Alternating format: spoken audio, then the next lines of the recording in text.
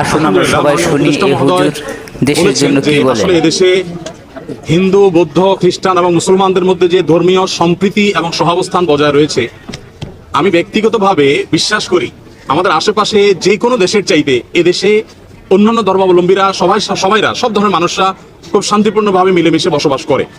আমাদের আশেপাশে বিভিন্ন দেশে, আপনি বার্মার কথা বলেন, ভারতের কথা বলেন, বিভিন্ন দেশে যে ধর্মীয় দাঙ্গার কথা আমরা শুনি, আমাদের এদেশে ওই রকম ধর্মীয় কোনো দাঙ্গা, ওইরকম কোনো দাঙ্গা যেখানে শত শত মানুষ ধর্মীয় দাঙ্গা নিহত হয়েছে, এরকম ঘটনা একবারও ঘটেনি।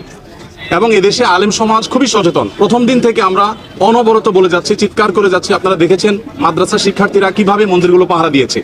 এবং যে বিচ্ছিন্ন ঘটনা ঘটেছে, আমি একজন সাধারণ নাগরিক হিসাবে সরকারের কাছে জোর দাবি জানাবো, এখানে মাননীয় উপদেষ্টা আছেন, আরো অন্য যারা আছেন, যে সেগুলোকে সর্বোচ্চ শাস্তি তাদের নিশ্চিত করা।